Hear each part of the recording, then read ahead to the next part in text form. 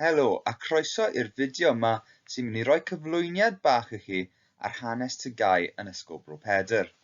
Hello and welcome to this video that's going to give you a short presentation and introduction into History GCSE in Ysgol Bro Pedr.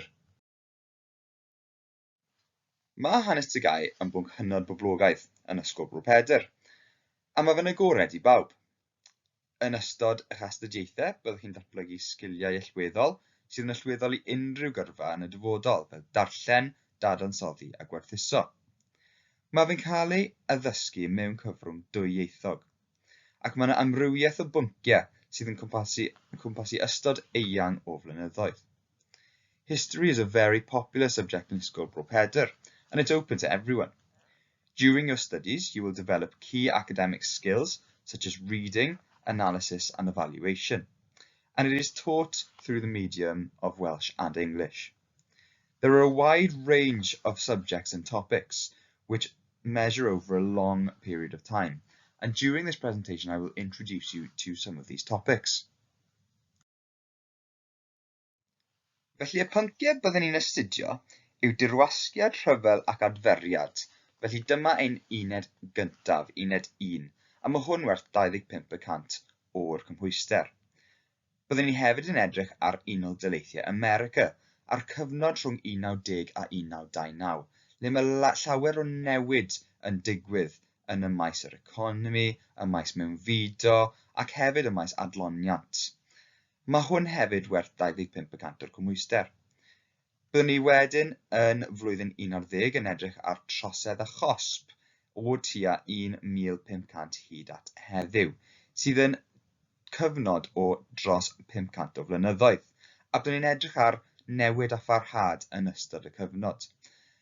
Mae uned 3 gwerth 30% o'r cymhwyster, ac yna byddwn ni hefyd yn wneud gwaith cwrs, sydd yn cyfle i ddisgyblion i ymdrin gyda ffynonellau ac hefyd i ysgrifennu traethodau ar bwnc sydd o ddiddordeb iddyn nhw. These are the topics that we will be studying in GCSE history. We will begin Year 10 with USA, a Nation of Contrasts, which is 25% of the course, where we take a deep delve into this American society and the changes within society between 1910 and 1929. We will then look at Depression, War and Recovery within the period 1930 to 1951, where obviously the Second World War is one of the key events during this period.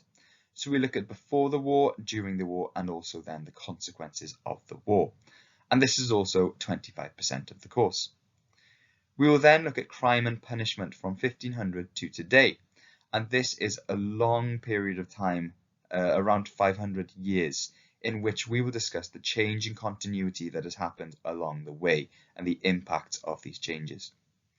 This is worth 30% of the course. And then we have a non-examined assessment, which would be the coursework, which is worth 20% of the course. Yn uned 1, byddwn ni'n mynd nôl i'r ail rhyfel byd, a byddwn ni'n edrych ar y dirwasgiad a ddigwyddodd cyn y rhyfel. Byddwn ni'n gofyn i'n hunan sut nath pobl delio gyda'r amodau economaidd a sut nath nhw cadw fynd. Yna byddwn ni'n edrych ar y rhyfel ei hunan, gyda ffocws ar y blitz, y blackouts a'r vacues. Byddwn ni hefyd yn edrych ar sut nath y bobl cadw moral yn y cyfnod yma, ac hefyd effaith ac arwyddocâd y prif weinidog Winston Churchill. Yna byddwn ni'n newid i edrych ar ôl y rhyfel, gyda ffocws ar sut nath y wlad cael ei adeiladu, gyda polisïau yn gysylltiedig gyda addysg, iechyd a tai, a hyd yn oed gwaith a mathau o waith newydd yn cael ei gyflwyno i Brydain. In Unit 1, we will go back to the 1930s to begin with, by looking at the impact of the Depression. We will look at how people carried on, how people dealt with the economic situation, and what the economic situation and social conditions were during this period leading up to the war. We will then shift attention to look at the challenges that Britain faced during the Second World War, namely the Blitz, the blackouts and the vacues. We'll also look at how people kept up their morale during this period and the influence of Prime Minister Winston Churchill. We'll then move to look at rebuilding after the war and the recovery to transition Britain into a leader in a post-world. We'll look at new policies in relation to education, in relation to health, and also housing during this period. Yn uned 2 wedyn, byddwn ni'n edrych ar Unol Daleithiau America, a sut mae'r cyfnod 1910 i 1929 wedi bod yn cyfnod o wahaniaethau. In Unit 2, we'll look at America and look at this idea of a nation of contrasts, how things changed between 1910 and 1929. Byddwn ni'n dechrau trwy edrych ar mewnfudo, a byddwn ni'n edrych ar faint o bobl nath dod i'r wlad a pa broblemau nath hwnna cyflwyno.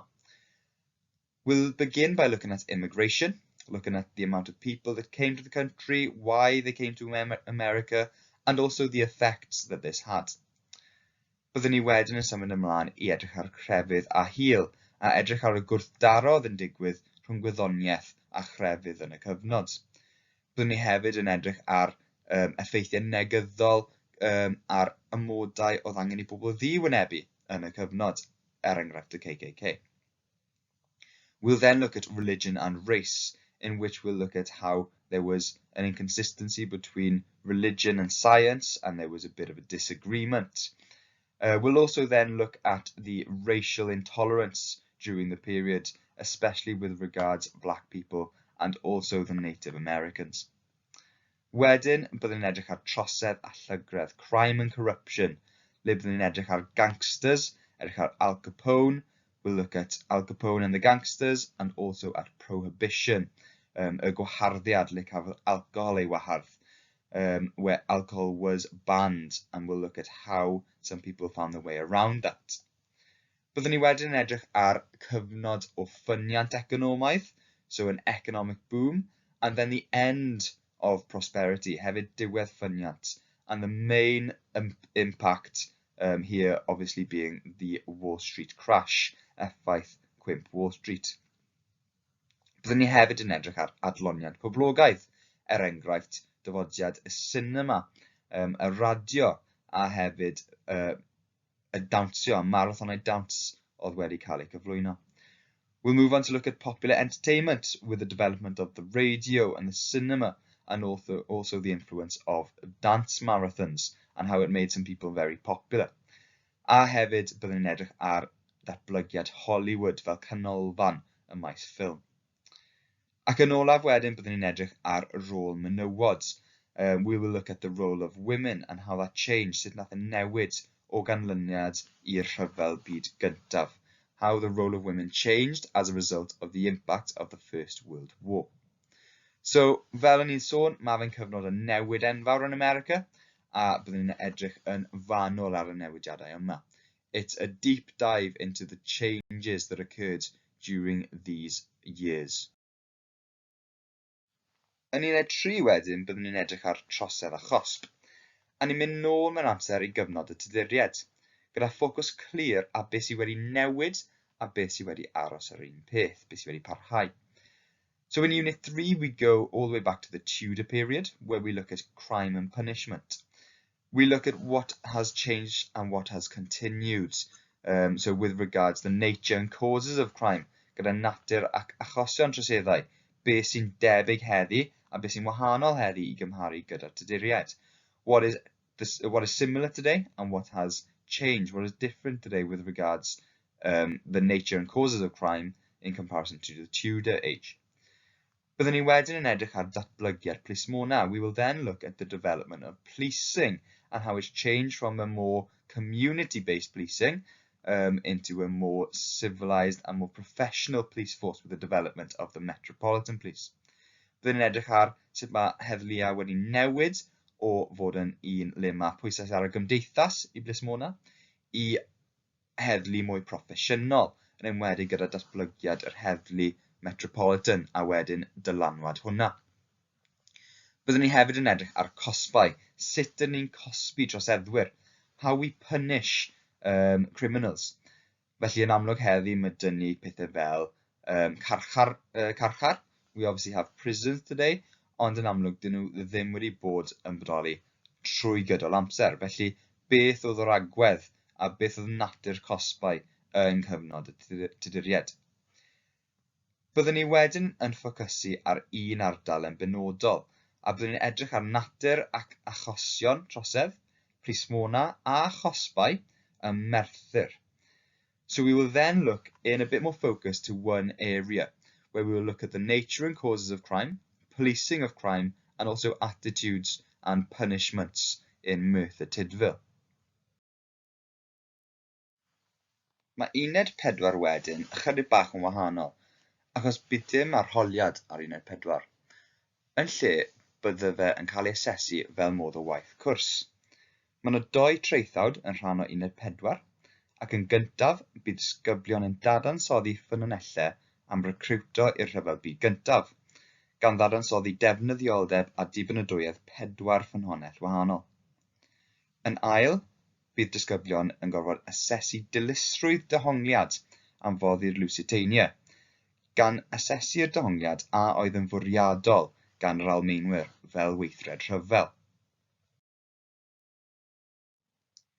Unit 4 is a little bit different, as there will be no exam. Instead, it will be assessed with coursework, in which pupils will have to write 2 separate essays. First of all, they will have to analyse sources related to recruitment for the First World War, and analyse the usefulness and reliability of these sources. The second essay, pupils will have to assess an interpretation on the sinking of the Lusitania, with the interpretation being, was it an act of war? Was it done on purpose as an act of war by the Germans? So here are 5 reasons why you should study history. First of all, studying history allows you to understand how events in the past have shaped the world we live in today. Second, critical thinking skills. Now, analysing historical sources and interpreting different events help to develop critical thinking and problem-solving skills. Third, an appreciation for different cultures. History can give you an appreciation of different cultures and societies and how they have evolved over time. Fourth, preparation for further studies. Studying history is a good foundation for many university courses, such as law, politics, and international relations. And fifth, career opportunities. A background in history and the skills that you develop can be beneficial for many careers, including teaching, journalism, and museum curation. Felly, pam dylsech chi astudio hanes? Wel, fi'n rhoi 5 rheswm i chi. Yn gyntaf, mae fe'n cynyddu eich dealltwriaeth o'r gorffennol. Mae astudio hanes yn gadael chi deall beth sydd wedi digwydd yn y gorffennol a sut maen nhw wedi siapo'r byd ni'n byw mewn heddi.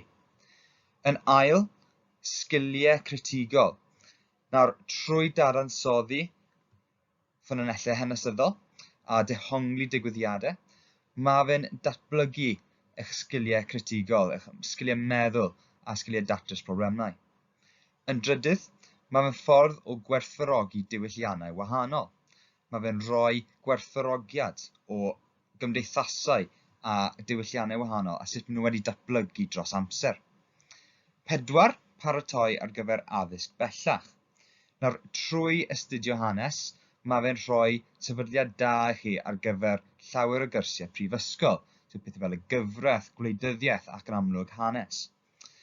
Mae fe'n cynnig hefyd llawer o gyfleoedd gyrfaol, gyda sgiliau hanesyddol yn allweddol i llawer o yrfau.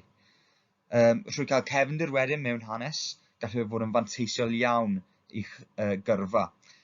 Gallu mynd am swyddi megis dysgu, newyddiaduraeth neu hefyd swyddi yn y gyfraith.